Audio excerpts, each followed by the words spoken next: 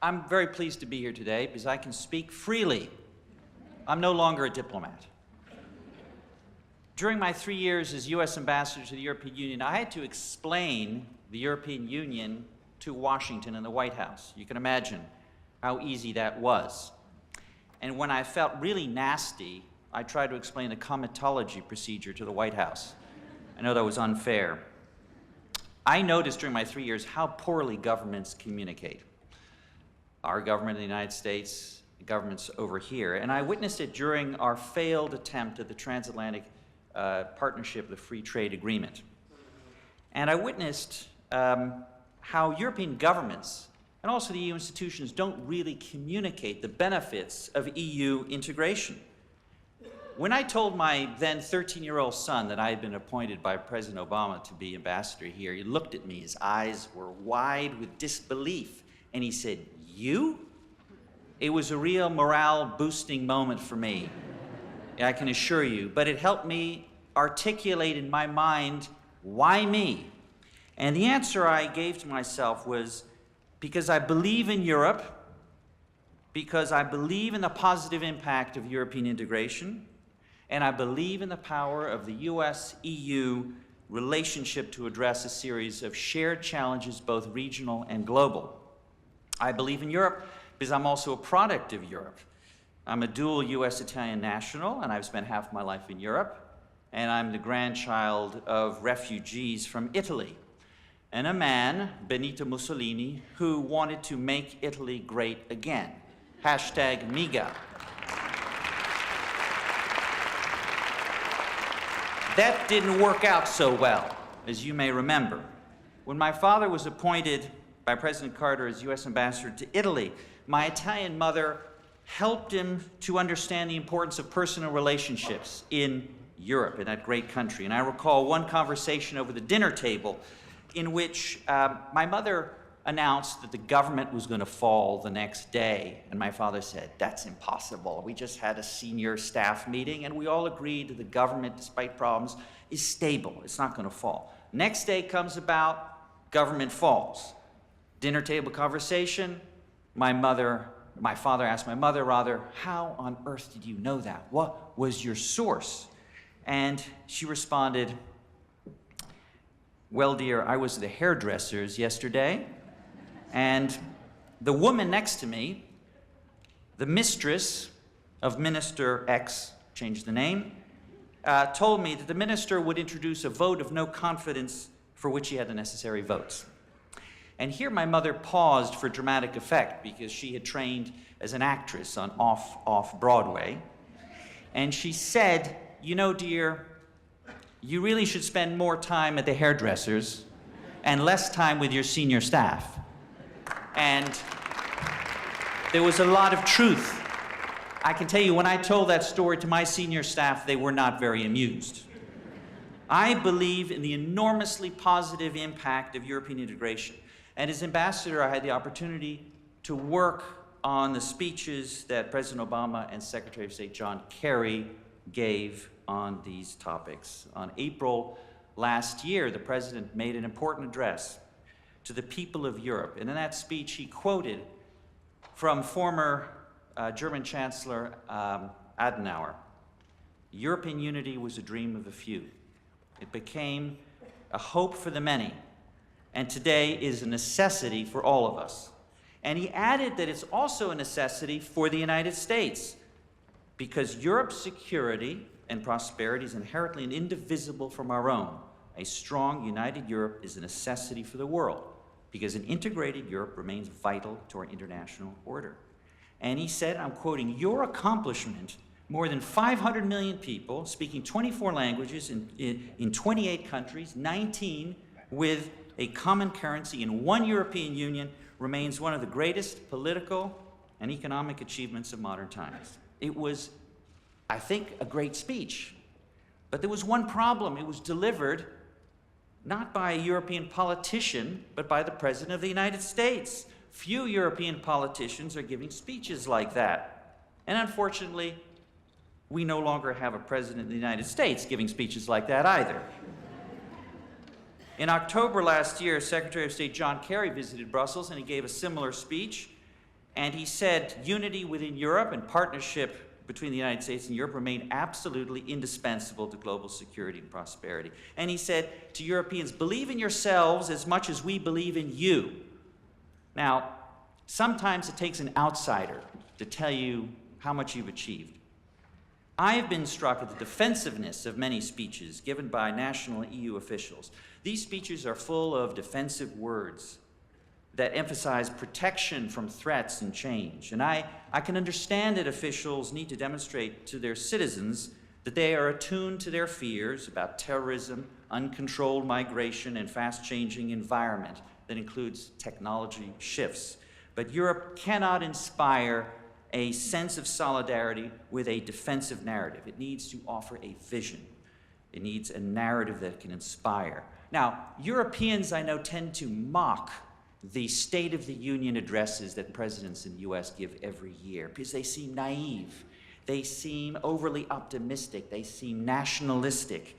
But regardless of whether one finds those speeches to be overdone, it can't be denied that the personal stories that are used to make broader policy points can be powerful.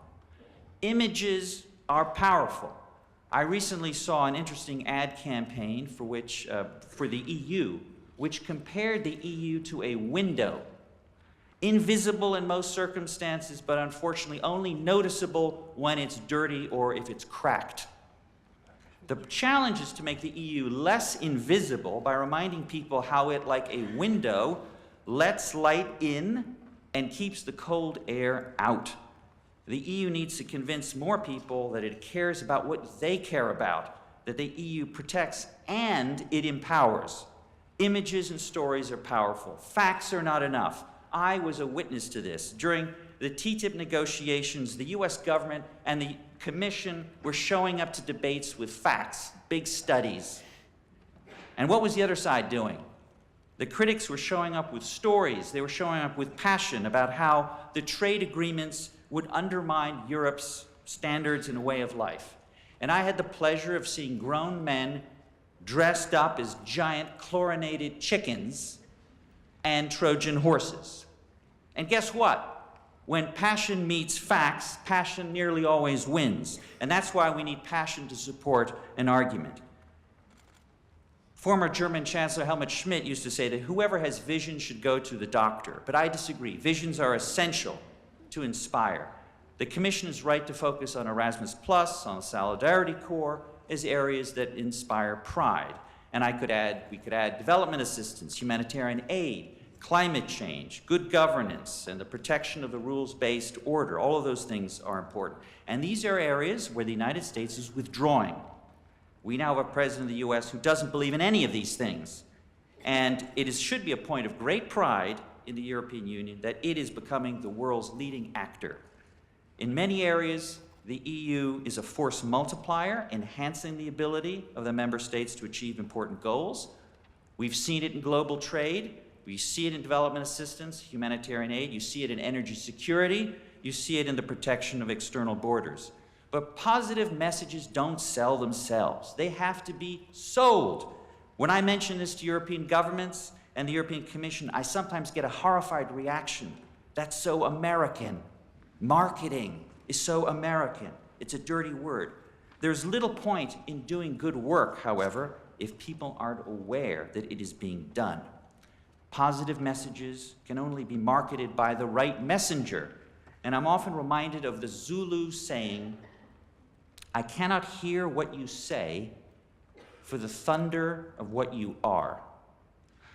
When I traveled around Europe marketing our trade agreement, I knew that many people would not listen to me because of the strong feelings about the United States. Governments therefore need to make more use of third-party validators who inspire trust. Governments need to start thinking like a company in the private sector about communications, a campaign that needs to be professionally run with the normal tools, focus groups, market segmentation, rigorous message testing. And as one of our leading pollsters in the United States loves to say, what's important is not what you say, it's what people hear. And I learned this during TTIP because our US trade representative wanted to describe our trade agreement as revolutionary. And I said, don't do that. Don't do that. Talk about it as evolutionary. Because the word revolution makes people worried. It means that their lives are going to continue to be changed. Too often, I think the European Commission is too timid. While the EU should certainly support a varied and robust civil society, I see no reason why it should continue to support organizations that continue to undermine the EU's message. It should stop. Too often, the European Commission follows a policy of non-rebuttal, not responding to inaccuracies in the media, and I think that's counterproductive. Where there are no rebuttals, the falsehoods become fact. Now, member states no doubt complicate the efforts to communicate effectively. I remember I was at a dinner very soon after my arrival, and I met with Margarita Skinas, who's the spokesman, as you know, of the European Commission, and he said something that's so true. And he said, member states don't consider themselves shareholders in a common project. And that struck in my mind. It stuck in my mind because if you think of the EU as some alien force that's out there in Brussels, and you don't invest in the common project with the expectation of taking out dividends, well, that complicates the message.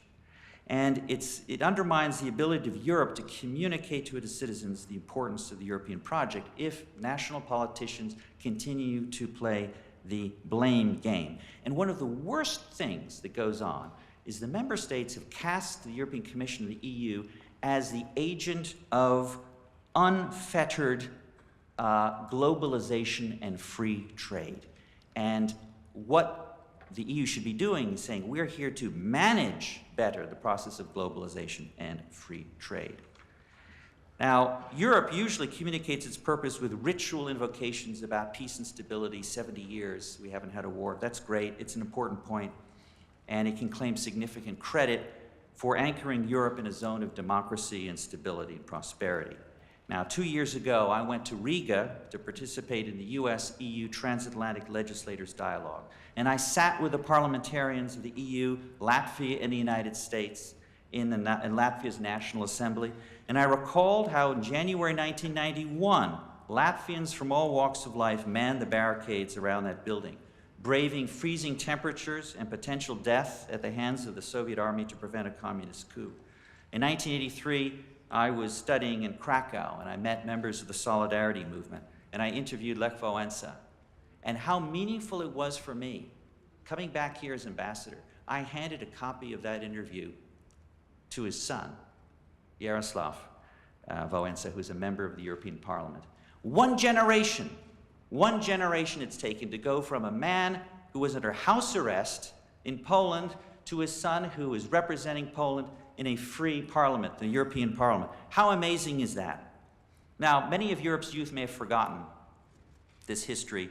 Maybe it's too distant for them to care, but perhaps they should consider just how seriously youth in neighboring countries take the European ideal. A few years ago, I was still in my government post. U.S. mission to the EU screened an award-winning documentary called Winter on Fire. And it tells the story of ordinary and yet extraordinary Ukrainians, heroes in the Maidan who braved the cold and risk of death to fight for a future in Europe. And many died waving the EU flag. Now, as important as point is, I think that we need to change the narrative slightly. And here's my proposal. What needs to change? First, the tools of communication clearly need to change. Do the EU institutions really know the impact of the euros that they spend on communication by theme and by channel? Such an audit would redirect the euros to the areas that have the greatest impact. According to the Martin Center, the European Commission spends 400 million euro on its communication budget, but only a very small amount on social media. That makes no sense if that's true. Trends in the US indicate what is happening, even in Europe. 50% of those aged 18 to 29 use online platforms as their primary source of information. Of the same age group, only 27% get news from local, cable, or network television, and a mere 5% get it from printed newspapers.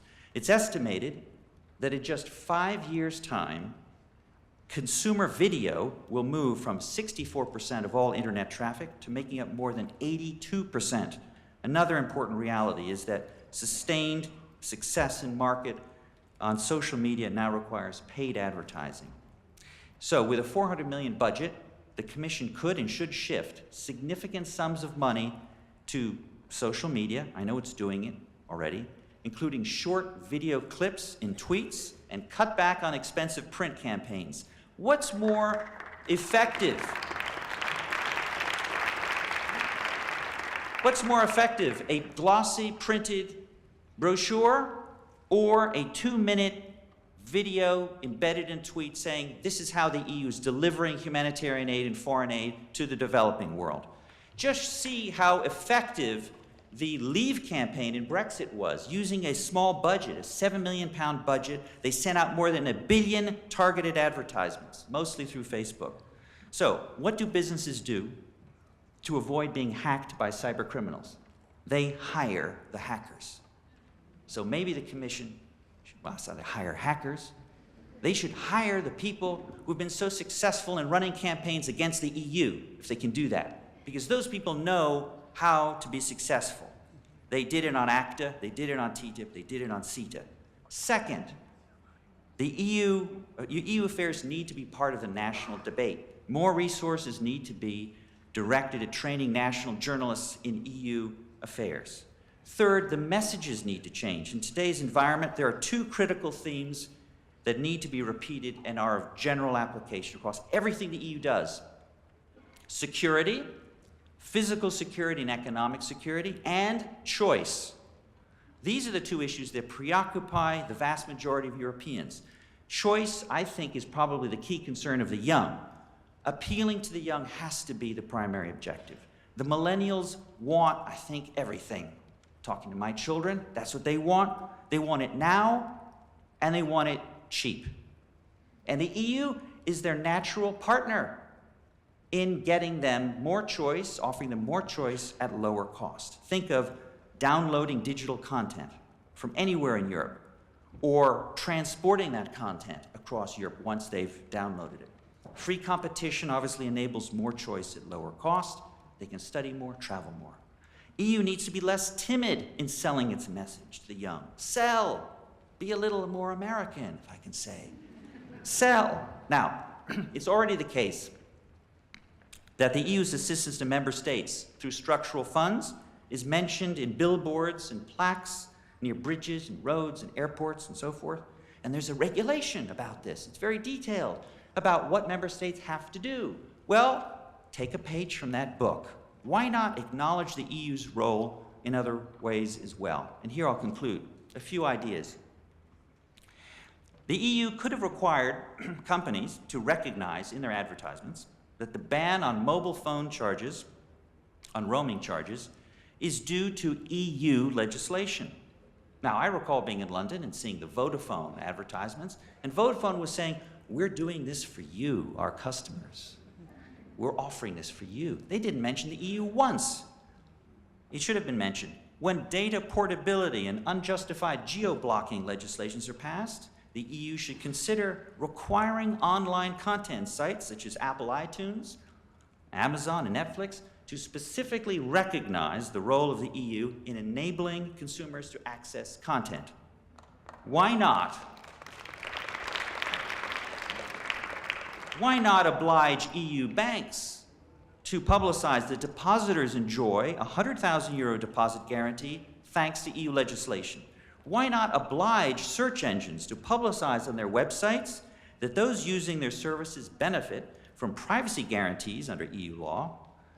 Google's search engine does say that some results may have been removed under data protection law in Europe. Maybe the notice should be phrased in a more positive way, noting that the right to be forgotten and the limits on how customers' information can be used is due to EU legislation. Why not finally encourage EU companies that benefit from trade defense mechanisms such as safeguard measures, anti-dumping measures, to communicate to their thousands of employees that it is due to EU protection that their jobs are safe? Now, in summary, I've been watching this wonderful experiment unfold here.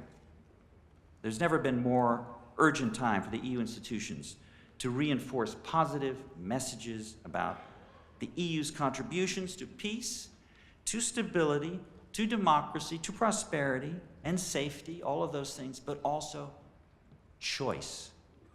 The EU as a promoter of choice and freedom for particularly the young. Now, some member states are not going to be active partners in this objective. I don't think there's anything you can do about it.